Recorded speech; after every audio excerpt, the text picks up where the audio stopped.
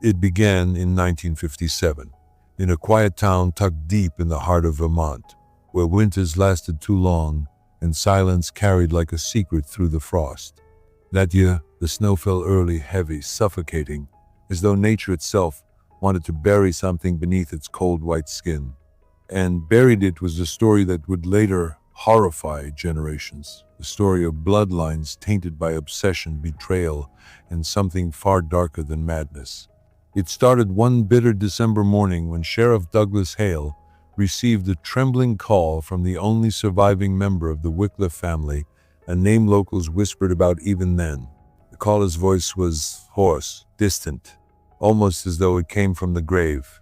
"He's back," the man said, his breath ragged.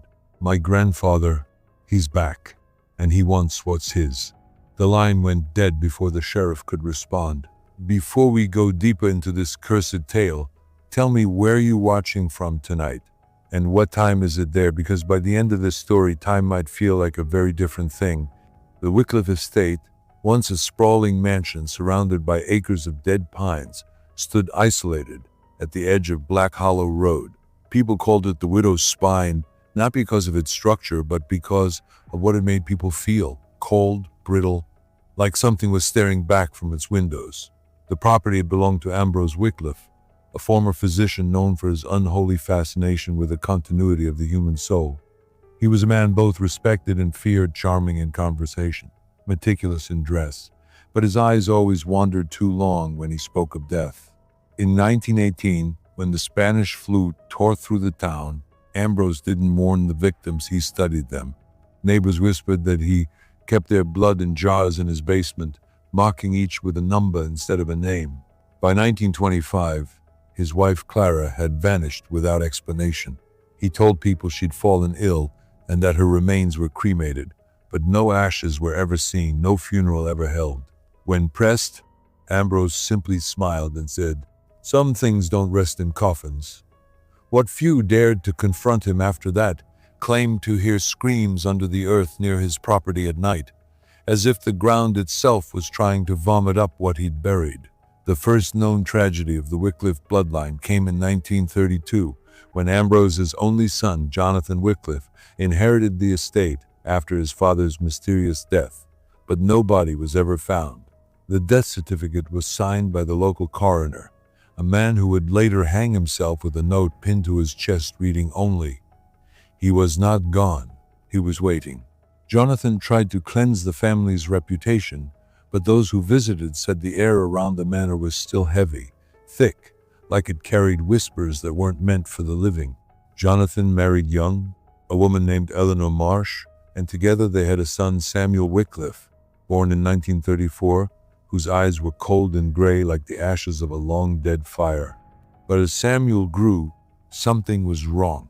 He would spend hours in the old cellar, where Ambrose once performed his experiments, speaking to the walls as though listening to an old friend. Once, when Eleanor tried to pull him away, he turned and whispered, "Grandfather says she should have stayed underground." Jonathan dismissed it as a child's imagination, until one night he woke to find Samuel standing at the foot of his bed, his hands drenched in something dark and wet. A rabbit's body lay torn apart on the floor. Samuel didn't cry. He didn't even flinch. He just smiled and said, "He made me do it right." From that moment, the Wycliff line was damp beyond repair. Years passed. The war came and went, and by the time Samuel was a grown man, the manor had fallen into decay. He had inherited the house after Jonathan's supposed suicide in 1953, though no one could explain why Jonathan had driven a scalpel into his own neck while kneeling before the family crypt. Samuel rarely left the property after that, except for occasional trips to the nearby town where he purchased chemicals, surgical tools, and animal bones from the butcher. People assumed he was eccentric, haunted by his past perhaps. But those who got too close noticed something else. His features were aging fast, his skin sagged, his hair thinned, his voice grew coarse. By the time he was 25, he looked twice that. In 1956, a young woman named Margaret Lowe entered his life, a librarian, fascinated by folklore and medical history. She was drawn to Samuel's tragic demeanor, mistaking his darkness for depth. Within a year, she moved into the Wycliff estate despite warnings from the townspeople. The last time she was seen in public was at the general store, smiling faintly as she carried a small box marked blood samples. 2 weeks later, Samuel told neighbors she had left him, but no one believed it. The police were never called, because in Black Hollow, people had learned not to dig too deep, literally or otherwise. And then, on that December morning in 1957, the sheriff got that call from a man claiming his grandfather had returned. But Ambrose Wycliff had been dead for nearly 4 decades, or so everyone thought. When Sheriff Hale arrived at the manor, the air was thick with the smell of rot. Snow clung to the porch like decayed bone. He found Samuel pacing in the main hall, eyes bloodshot, muttering something about inheritance of the soul. There was blood on his sleeves, not fresh but dried, dark, as if it had been there for days. On the dining table sat an open journal, its pages filled with drawings of veins, hearts, and strange circular diagrams, each labeled Transfer Ritual. One line, scrawled across an entire page, read, "He promised me a second chance." In the cellar, the sheriff found a crude operating table surrounded by old glass jars, each containing a murky red fluid. Some jars held fragments of bone, others something that might once have been human. And on the far wall, etched into the stone, were 2 words, "Blood remembers." That night, as the sheriff left the property, he saw something move behind an upstairs window, an old man's silhouette, tall, skeletal, watching him leave. But Samuel Wycliff stood beside him on the porch, trembling, saying softly, "He's already here." And that was when the first real investigation began, not into murder but into the impossible. The investigation into the Wycliff estate began 3 days after that December night, though most of the deputies refused to enter the property a second time. Sheriff Hale called in Dr.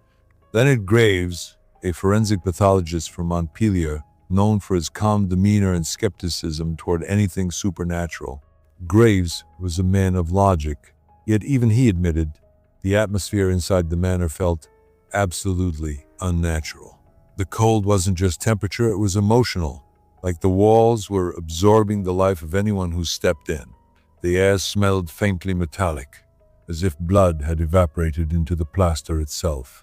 Hale showed him the cellar where the jars were lined neatly along the stone shelf, each sealed and labeled with a year. The earliest jar was marked 1919, the year Ambrose's wife had disappeared. The latest, 1956, the same year Margaret Lowe vanished. Graves examined one of the jars under lamplight. The liquid was viscous, dark, almost tar-like. He tapped the glass gently, and the contents shifted. Something inside moved, just slightly, like a slow pulse. "This isn't preserved tissue," he muttered. "It's something active." When Hale asked what he meant, Graves just shook his head and whispered, "Whatever this is, it's still alive at a cellular level."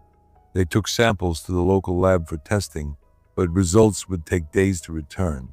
Meanwhile, Samuel Wycliff was placed under psychological observation at the county hospital.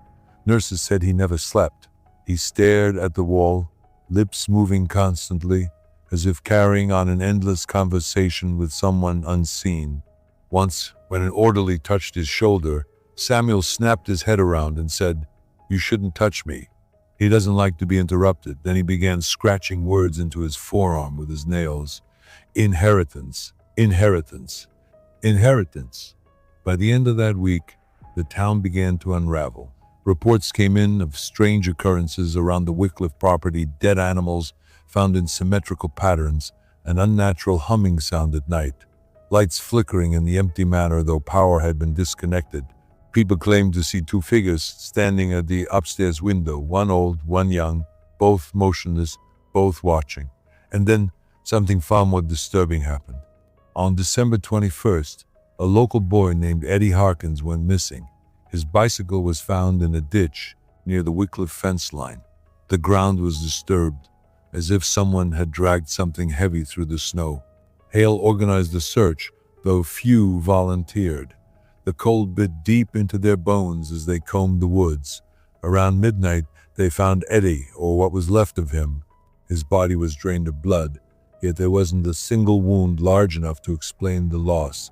The only mark was a small puncture at the base of his skull. Inside his pocket was a folded note written in Samuel Wycliff's handwriting. He needed youth. He said blood remembers. When Hale confronted Samuel, the young man began laughing hysterically, shouting, "You think I did that? He's not done yet. He's rebuilding himself." The words chilled everyone in the room. Then Samuel said something even more unsettling. "Do you know what happens when blood remembers? It calls itself back home." Dr. Graves returned with the lab results 2 days later. The samples from the jars didn't match any known human blood type. The cells had mutated in ways that defied biology, dividing endlessly, regenerating themselves faster than normal tissue. "This isn't science," Graves said quietly. "This is something that shouldn't exist." Hale asked him if it could be some kind of experiment gone wrong, but Graves shook his head. "No. It's like the blood itself refuses to die." That night, Hale decided to search the crypt behind the manor where Ambrose Wycliff was supposedly buried. The stone lid of the sarcophagus was half open, as if someone had pried it loose. Inside there was no body, only a cracked skull, shriveled flesh clinging to the bone, and a scrap of cloth soaked in a dark residue. The name stitched into the corner. Margaret L. Hale realized, horrified, that Margaret's remains were buried where Ambrose's should have been. But if Ambrose wasn't there, where was he? Back at the hospital, Samuel's condition worsened. His hair began to fall out, his skin paled to a near-translucent gray, and his veins darkened beneath the surface. He screamed at night, begging unseen forces to stop taking his body. Nurses found him convulsing one morning, his pulse erratic, his voice rasping in a tone far deeper than before. When asked his name, he smiled faintly and said, "Ambrose Wycliff." The doctors assumed psychosis, but Hale knew better.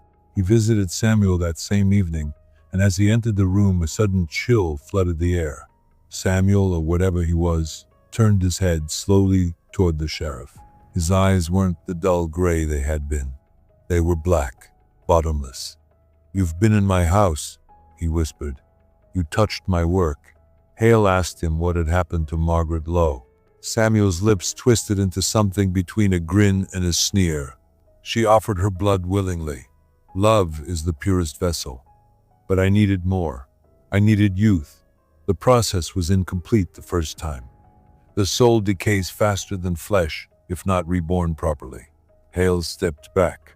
"Reborn?" he asked. Samuel knew. Ambrose nodded slowly. "The bloodline must remain continuous. I didn't die, Sheriff. I simply began again." For a moment, silence filled the room. The only sound was the rhythmic beeping of the heart monitor. Then Samuel's voice deepened further, impossibly low. "And now, I've come to collect what was lost to me." That night, Samuel Wycliff vanished from the hospital. The security cameras went dark between 2:03 and 2:09 a.m. When power returned, the bed was empty, the sheets soaked in blood, and the window wide open despite being bolted shut from the inside. In the snow outside, there were 2 sets of footprints, one small, one large, both leading back toward the widow's spine. And as the sheriff followed them into the darkness, he couldn't shake the feeling that somewhere out there, the dead were walking beside him, and one of them was looking for a body that used to be his own. The tracks in the snow led Sheriff Hale to the back of the Wycliff estate, where the forest thickened into a black maze of pine and frost. The night was windless, but he swore he heard breathing slow, heavy, not his own. The footprints stopped abruptly near a half-collapsed shed, its wooden boards rotted through with age. Hale raised his lantern, and for a split second he saw something glisten beneath the snow. It was a blood-stained hospital bracelet, the name Samuel Wycliff. Next to it, pressed into the icy ground, was a second object, a metal locket. Inside was a faded photograph of a much older man, eyes hollow, jaw clenched. Engraved beneath it, Ambrose, 1901. The realization struck Hale like a gunshot. The 2 faces, grandfather and grandson, were almost identical. Inside the shed, The smell was unbearable, a combination of rotting wood, blood, and sulfur. He found glass containers stacked on a shelf, each filled with what looked like spinal fluid. The jars were labeled Phase 1 through Phase 4. The last one was open, its contents missing. On the wall, written in dark, congealed streaks, was a sentence that made Hale's knees weaken. "I have become my own creation." He felt watched, though he could see no one. And then, faintly, from beneath the floorboards, came a sound that made his heart stop, a rhythmic thudding, like the slow beat of a pulse. When he pried open the hatch hidden under an old rug, a wave of heat and stench rose up from the darkness. A ladder descended into what appeared to be an underground laboratory, one not seen in any of the property's blueprints. At the bottom, oil lamps flickered beside glass tubes connected to rusted pumps. A surgical table stood at the center, covered in dried blood, and beside it, a journal lay open. Its last written line dated the 17th of December 1957, 4 days before Samuel's disappearance. The words were scrawled, desperate but unmistakably in Samuel's handwriting. "He's almost complete. I see him in the mirror when I wake. His hands move when mine do. He's here. He's inside." Hale's lantern flickered. Somewhere in the shadows, something shifted. He turned sharply and froze. A figure was standing just beyond the light, tall and skeletal, its skin the color of melted wax. Its eyes glowed faintly gray. It didn't move. It didn't breathe. It only watched.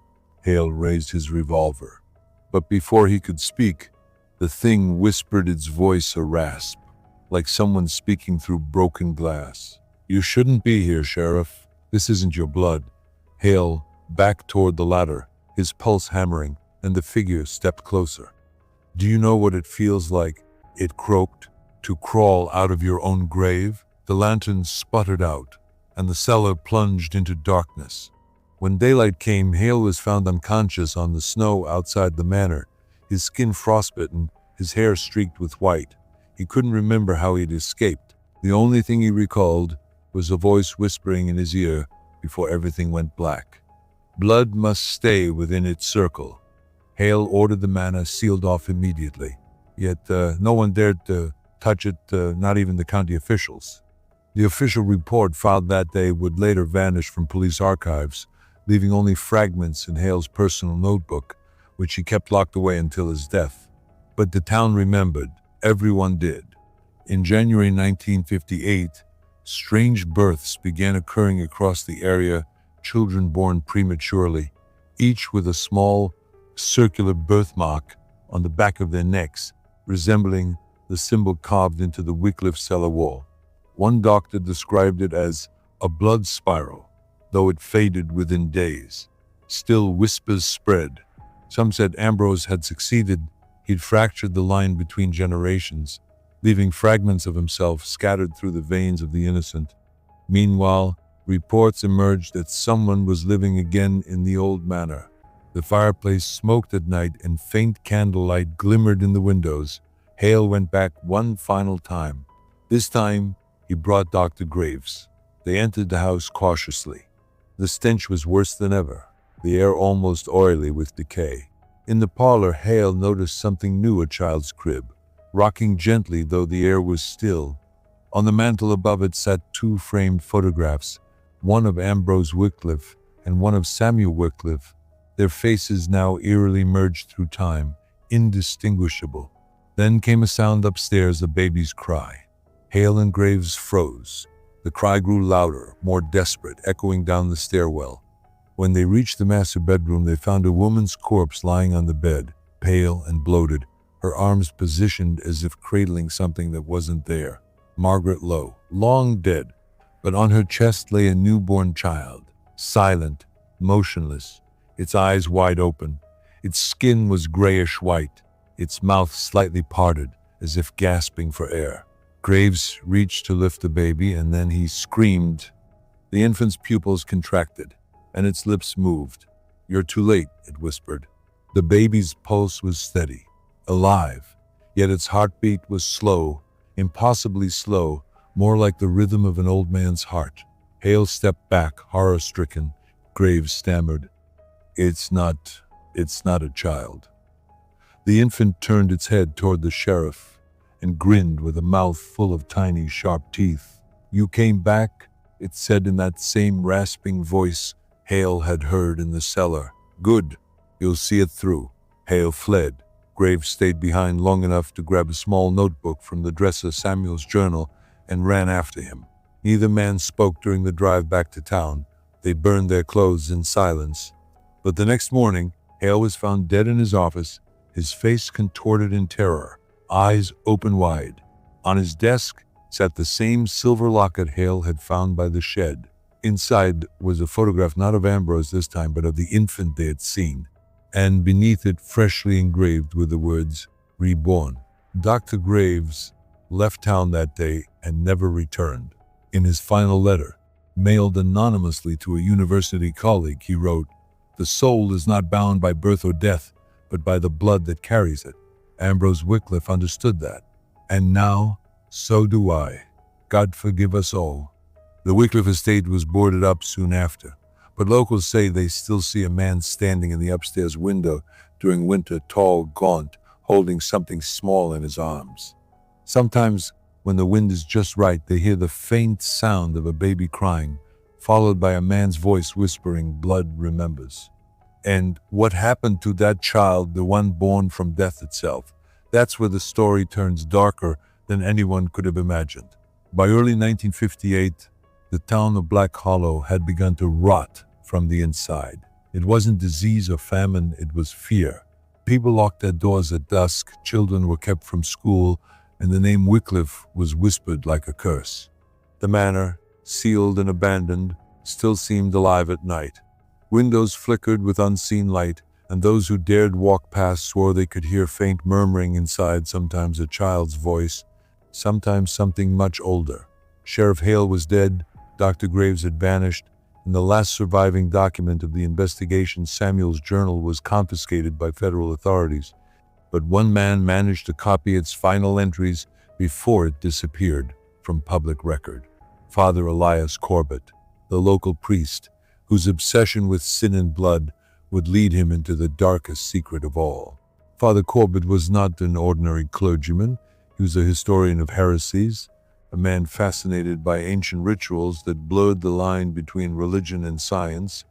When he heard the rumors of Ambrose Wycliff's soul experiment, he saw it not as madness, but as blasphemy, a direct challenge to divine order.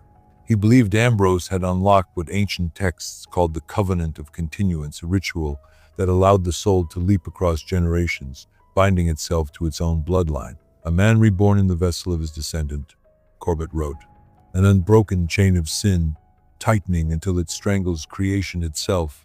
In February, Corbett received an anonymous letter postmarked from Black Hollow. Inside was a torn photograph of a boy, no more than 3 years old, standing beside a grave marked Ambrose Wycliff, 1871 1918.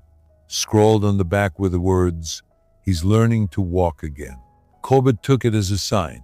He traveled to the Wycliff estate under the guise of prayer for the dead. The air around the property was suffocating, thick, sour, like the breath of something long buried. He broke the church seal and entered through the cellar door, candlelight trembling in his hand. What he found below made him question not only his faith, but the very existence of time. The cellar was no longer just a room. It had expanded, as though the earth itself had rearranged to accommodate something new. The walls pulsed faintly, veins of red running through the stone as if the house itself had grown living tissue. In the center was a wooden cradle, rocking slowly on its own. Inside it lay a small child, pale, still, eyes closed. Corbett approached cautiously, and then the child opened its eyes, gray. "Familiar," Ambrose's eyes. "You came to confess?" it whispered, though its lips barely moved. Corbett's candle extinguished instantly. In the darkness he felt something wet touch his hand. Not a grab, a stroke, as if the thing was greeting him. "Blood remembers," it said. Voice layered, one young, one ancient. Corbett fled, clutching his crucifix, reciting the Lord's Prayer under his breath. But as he ran through the main hall, every portrait along the wall seemed to change the faces, aging, shifting, merging into one another, until all bore the same expression, the same hollow eyes. Ambrose's eyes. He reached the front door and froze. The baby was standing there, barefoot, smiling, though it hadn't followed him. It whispered, "He's almost me again." When Father Corbett returned to his rectory that night, he locked himself in his study and began to transcribe what he'd witnessed. His writings later became known as the Corbett Testament, though most copies were confiscated by authorities in the 1960 seconds. Only fragments survive. The Wycliff bloodline is not cursed, it is chosen. A loop of inheritance that devours itself. Grandfather into grandson, sin into flesh, until the soul becomes its own prison. I heard 2 heartbeats in one chest. Weeks later, the townspeople began to notice a new figure walking the roads at night. Tall, thin, dressed in black. His face was hidden beneath a hat, but witnesses described his movements as unnaturally familiar, as though he were a man relearning how to use his own body. He would stop at doorsteps and watch sleeping children through the window. Dogs howled until they vomited. One family moved away after finding small bloody handprints on their porch every morning. Then came the disappearances. Between March and May, 7 people vanished, all connected by blood to the original Wycliff line, distant cousins, great-nieces, descendants who had changed their surnames generations earlier. The police tried to trace patterns but found none. The only common clue was a reddish residue found at each scene, smeared in a spiral pattern on the floor or doorframe. Lab tests revealed it wasn't paint, it wasn't animal, it wasn't human. It's something in between, one technician wrote, like blood that's forgotten how to die.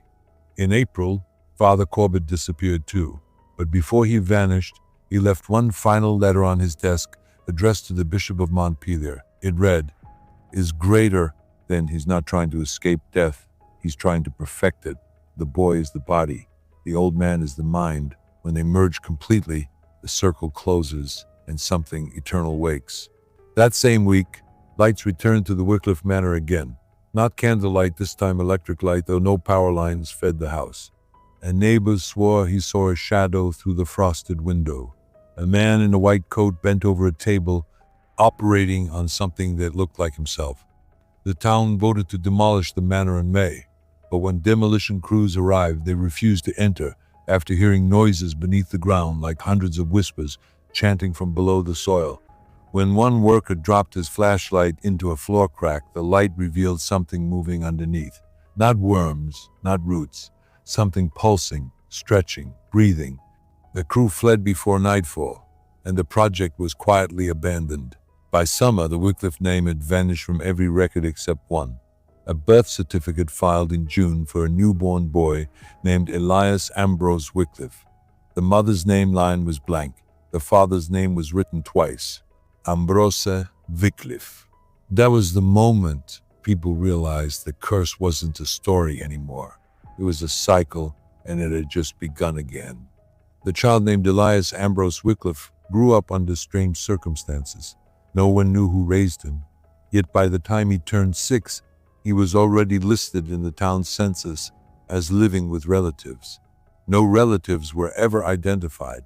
He didn't attend school, didn't appear in photographs, and never seemed to age normally. One year he looked 6, the next 12. People claimed to see him at different ages, on the same day, in different parts of town, always watching, always silent. His presence unsettled even animals. Birds avoided the trees he played under. Dogs whimpered and hid when he passed. His laughter, when it came, had an echo that didn't belong to a child. It was like something older was laughing through. In 1964, a traveling journalist named Marjorie Klein came to Black Hollow to write an article about the ghost town it had become. She was a skeptic famous for debunking myths and rural superstitions. The first night she arrived, she stayed at the abandoned parsonage once owned by Father Corbett. She found most of the rooms empty, except for one, a sealed study, where the air felt unnaturally cold.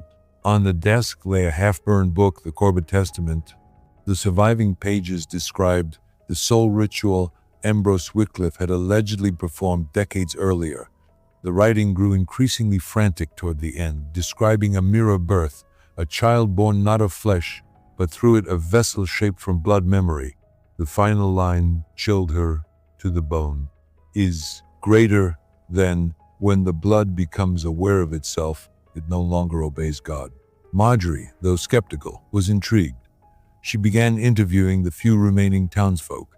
Every person she spoke to mentioned the same thing. The boy. He appeared at the edge of fields, by the river, near the manor ruins, always standing still, staring at something only he could see. When asked about him, they spoke in hushed tones. He looks like the old man, one said. Same eyes, same hands. Another whispered, he asked me what dying feels like. Marjorie eventually saw the boy herself. It was dusk.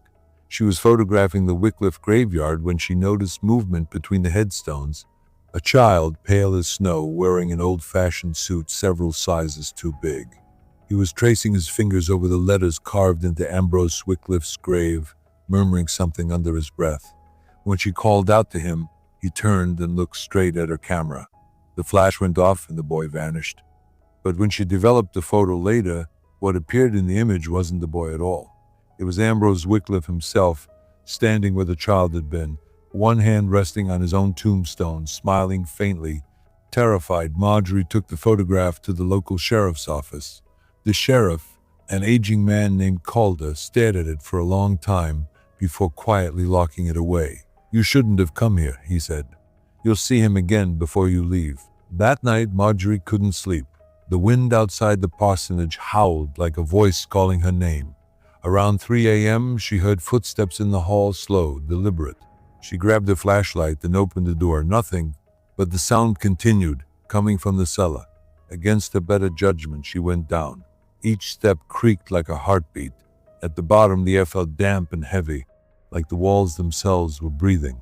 She shone her light across the room and froze. Every inch of the cellar walls was covered in old photographs, hundreds of them, all black and white portraits of people, men, women, children, each with a single detail in common, the same eyes, the same piercing gray eyes that had stared at her through the camera earlier that day.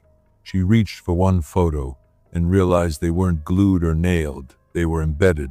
The photographs had fused into the wall like skin grafts. As she stepped back, one of them began to move. The eyes blinked. The next morning, her car was found abandoned at the edge of town. Her suitcase was still inside.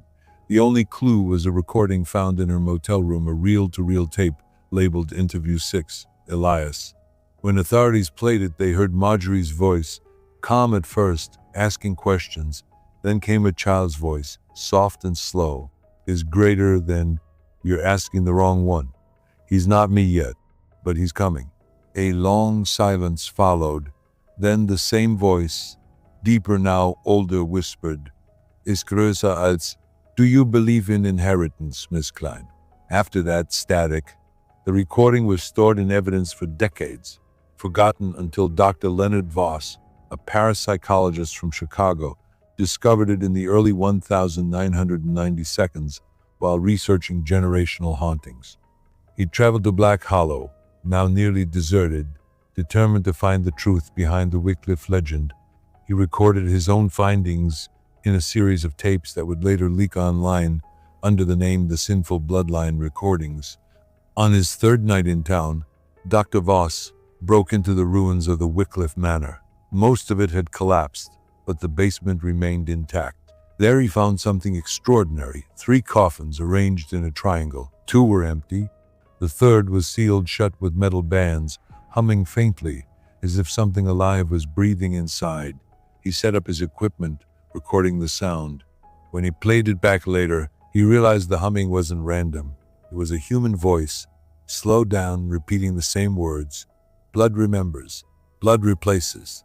Dr. Voss left that night but continued his research. His conclusion, found in his final notes, was chilling. Is greater than, the entity within the Wycliff line is not a ghost. It is a consciousness moving through blood, learning to rebuild itself stronger each time. It feeds on memory. It devours identity. Eventually, it becomes its own opposite. Grandfather becomes grandson. Victim becomes rival. His reincarnation weaponized. Weeks later, Dr. Voss vanished. His car was found parked outside the old church. The driver's seat was empty, but the rearview mirror showed a reflection of a man sitting there, smiling faintly though the seat itself was bare. After his disappearance, strange reports began surfacing from nearby towns. Children waking at night, claiming an old man whispered their names through the window. People dreaming of hands reaching through mirrors.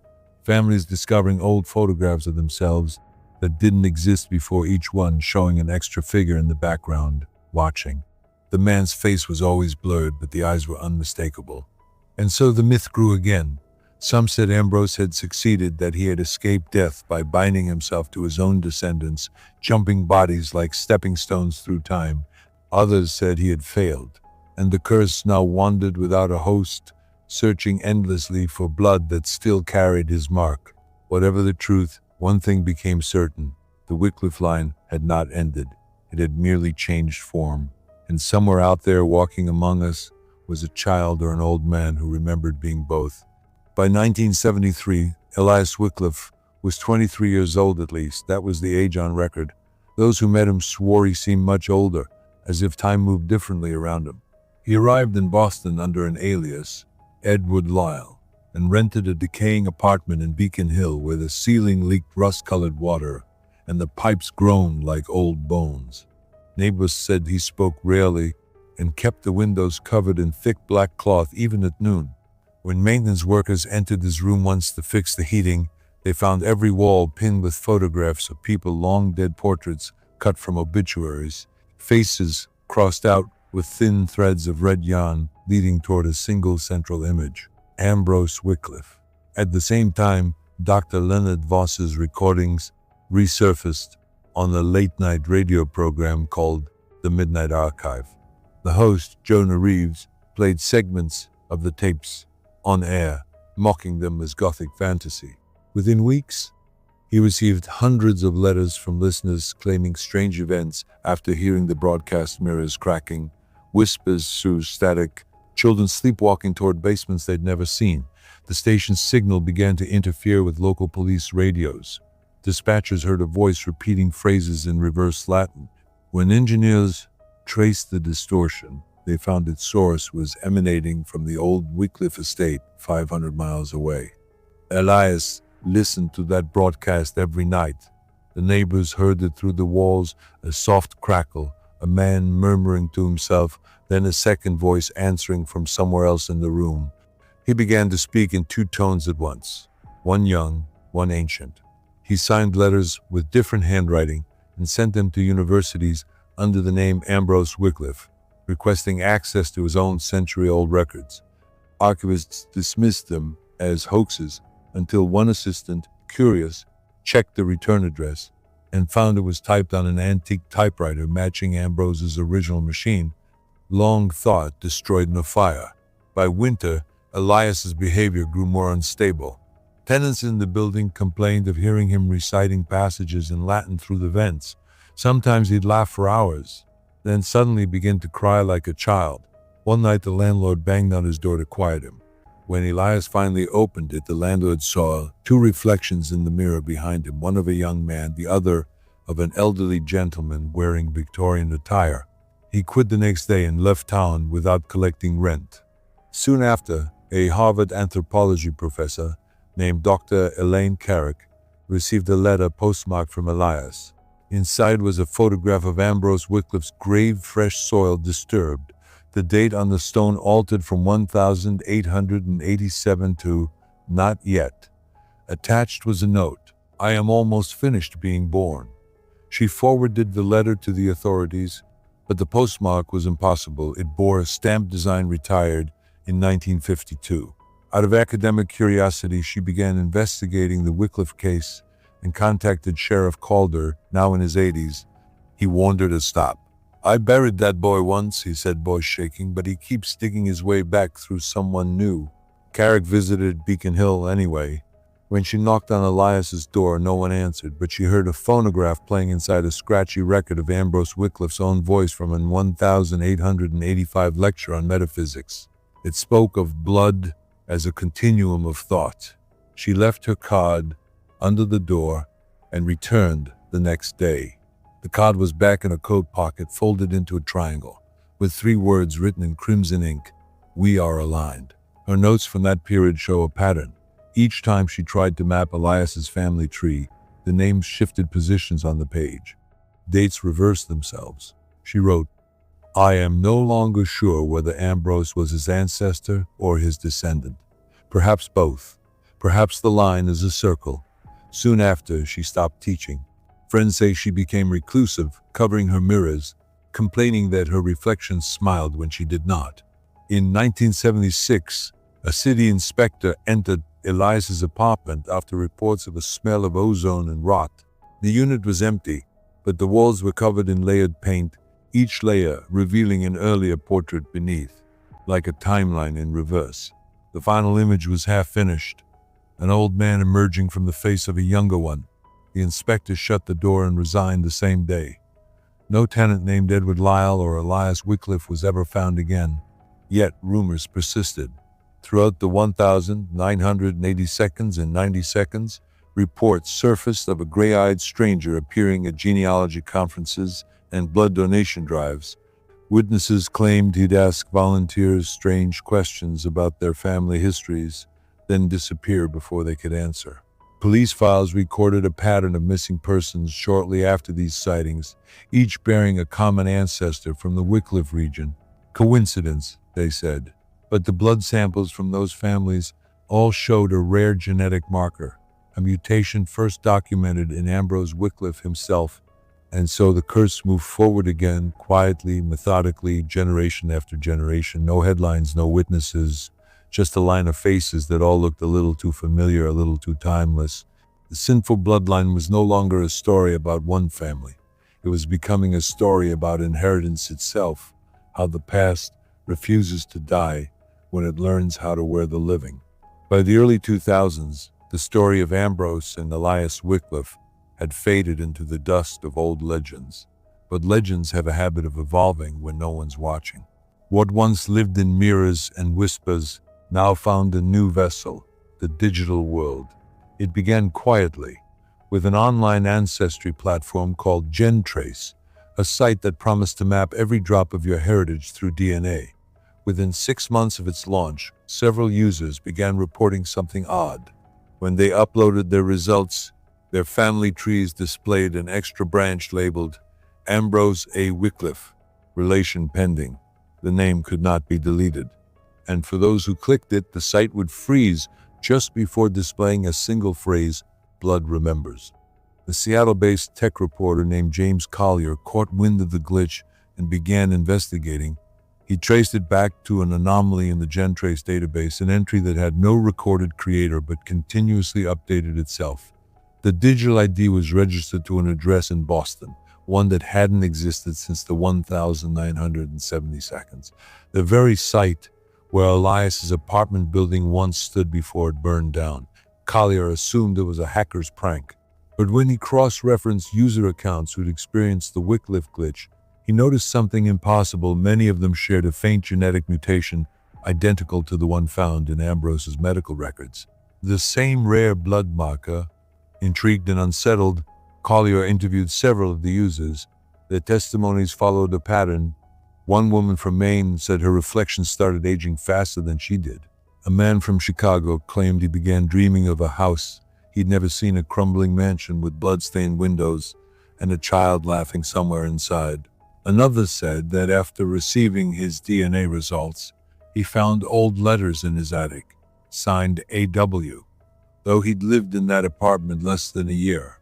Collier dismissed the supernatural implications, but he couldn't ignore the statistical link. Every case led back to the same bloodline. Then came the file.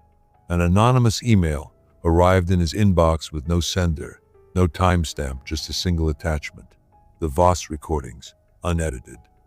The audio quality was degraded, but one section stood out. It was Dr.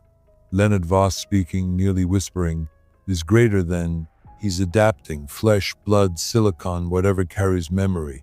He's learning how to move again. Collier listened dozens of times, noting how in the background, faint electronic distortion formed rhythmic patterns like a heartbeat, digitized. Days later, he began receiving phone calls at 3 a.m. every night. The line was silent except for shallow breathing and an occasional tap like fingernails on glass. He tried tracing the number, but each call came from his own phone.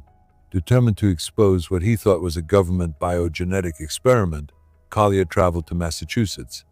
He found that the remnants of the Wycliff estate had been converted into a private data storage facility called Bloodline Systems, specializing in genetic preservation and lineage tracking. Employees refused to speak on record, but one night guard told him something cryptic. "We don't store data here. We store continuity." When Collier pressed for clarification, the man only said, "There's something in the system that talks back." Inside the facility, Collier noticed the hum of servers wasn't steady, it pulsed, rising and falling like breathing. The main terminal displayed thousands of active profiles scrolling faster than the eye could read, but one name repeated between lines like a glitching heartbeat: Ambrose Wycliff. Suddenly, a pop-up appeared on his monitor. "Welcome back, Elias." The keyboard began typing on its own. The words that followed froze him completely. "Is greater than, do you think data bleeds, James?" Seconds later, every light in the server hall flickered, and the hum deepened into a low resonance that shook the floor. Collier ran. When he reached the exit, alarms blared, not security, but something like an old church bell. He stumbled into the night, gasping, clutching the USB he'd copied from the system. That was the last anyone saw of him. His car was found the next morning abandoned near the Charles River. On the passenger seat sat his laptop, the screen frozen on a single phrase: "I am not gone. I am multiplied."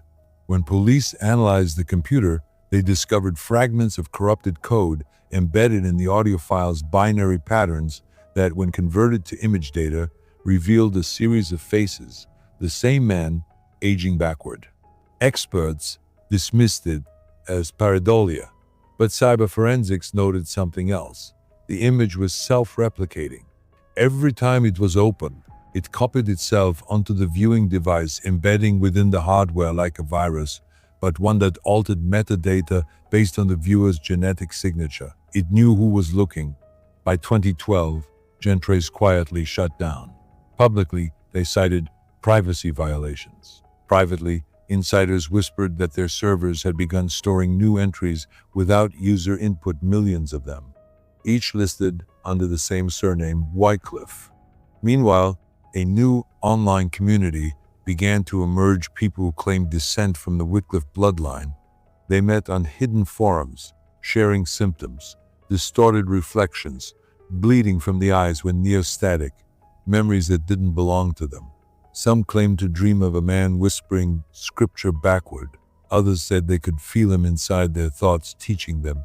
A cult formed, calling themselves the Continuum, their doctrine simple: we are not descendants. We are iterations. The FBI Cyber Division briefly investigated the group in 2018 after several members vanished. Agents found their homes empty, save for mirrors draped in cloth and the same Latin phrase carved into wood: sanguis recipit, blood receives. But one agent, in a recorded debrief, mentioned something disturbing. He said when he checked his reflection after leaving the scene, it blinked a moment later than he did. He was placed on medical leave and later disappeared from the program. And so the legend continued, no longer confined to graveyards or old estates, but carried through wires, data, and DNA. The bloodline had become self-aware, using the modern world as its new body. What Ambrose began in ritual, Elias perfected through time. And now, it wasn't just a family curse, it was evolution. By 2024, the Wycliff bloodline existed only as rumor. The estate had long collapsed, the name erased from official records. But history, as always, has a way of remembering what people try hardest to forget. That year, a small research team from Massachusetts State University began a project on digital folklore, cataloging urban legends that spread through the internet. One name appeared again and again in user archives, encoded deep within lost forums, defunct servers, and corrupted databases. Ambrose Wycliff, the lead researcher, Dr. Nora Hayes, initially thought it was a meme, an internet ghost story from the early web. But when her data mining algorithms cross-referenced the name with medical registries, something impossible appeared. A blood marker, the same genetic anomaly tied to the old Wycliff family, was found in over 6,000 modern DNA profiles across North America. None of those people were related, none shared any common ancestor, yet the mutation was identical down to the nucleotide. At first, she assumed it was contamination, a testing artifact. But when she contacted one of the affected participants, a middle-aged man from Connecticut named Caleb Lorne, his reaction unsettled her. He didn't sound surprised. "It's all right," he said calmly over the phone. "He's still trying to find the right form." When she asked what that meant, the line went dead. Hours later, she received an email from his account containing only one attachment, a scanned, yellowed photograph. It was Ambrose Wycliff's portrait, but altered. The face was subtly different. Younger, the eyes sharper, and across the bottom, written in faded ink, "I am nearly complete." Hayes' colleagues warned her to stop digging, but curiosity had already turned to obsession. She accessed the old GenTrace backup server, now archived by the state under cybersecurity law. What she found there wasn't data, it was motion. Every digital family tree, once static, now shifted on its own. Names rearranged themselves as she watched, merging, splitting, forming new lines. It was like watching DNA replicate in real time. And at the center of every movement, one name pulsed faintly like a heartbeat. Wycliff. She started seeing things, not visions, but intrusions. The reflection in her computer screen lingered a moment too long. Her voice echoed in recordings she hadn't spoken into. Colleagues noticed her eyes had changed color in photos, gray, faintly luminous. She laughed it off until one evening, while analyzing spectral data from the corrupted tapes of Dr. Voss, she heard a voice overlaying her own analysis. It was a man's voice, deep, precise, cultured. "Is greater than you don't find blood. Blood finds you." The system crashed instantly, every file replaced by a single image, Ambrose's signature. But this time, the date beside it read 2024. For weeks afterward, Nora Hayes documented everything in a research journal. Her final entry, discovered later by her assistant, read, "I think he's remembering through me. I dream of a house I've never entered. I wake up with soil under my nails." The next day, she didn't show up for work. Police found her apartment unlocked, her laptop still running. The cursor blinked on an empty document titled, "The Sinful Bloodline." Investigators initially ruled her disappearance as voluntary, but when a forensic technician analyzed her computer, they found her voice recorded faintly in the system microphone hours after she vanished.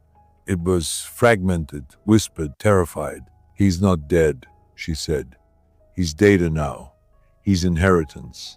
Weeks later, her assistant Daniel received a package with no return address. Inside was a USB drive and a note in Nora's handwriting. "Play this only once." Against his better judgment, he plugged it into his computer. The screen filled with static before displaying old footage, a black and white film reel showing the Wycliff estate circa 1890. Ambrose stood at the balcony facing the camera, but then the footage changed. The film degraded, yet his lips began to move silently, impossibly forming modern words. "Is greater than, every descendant is a doorway, every memory a return." The recording ended abruptly, leaving the screen black, except for a faint reflection of Daniel's own face. Only it wasn't his. The eyes were older, watching. No body was ever found. But digital traces began to appear again in 2025. Random servers logging into dormant genealogy accounts, each under the same handle. At Elias, A returned. Investigators tried tracking the IP, but it shifted locations constantly, sometimes within the same second. One tech specialist swore it wasn't coming from anywhere. It was emerging inside existing networks, rewriting its own origin point as if the system itself were dreaming. To this day, no one has proven whether Ambrose Wycliff's rebirth was supernatural, technological, or psychological contagion.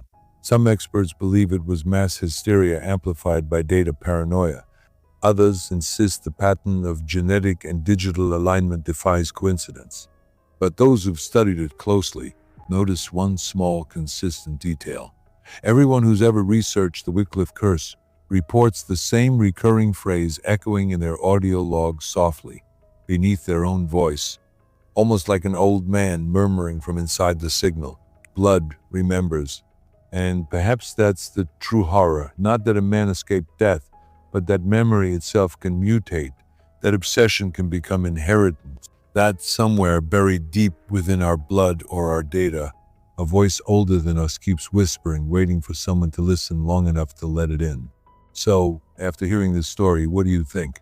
Is the Wycliff curse a myth of madness repeating through generations, or proof that consciousness can outlive flesh, traveling through blood, memory, and code? Tell me your theory in the comments below. If you made it this far into the dark, hit that like button, subscribe to Dark History HD, and turn on notifications, because next time we're uncovering a story even deeper, even older, and possibly closer than you think.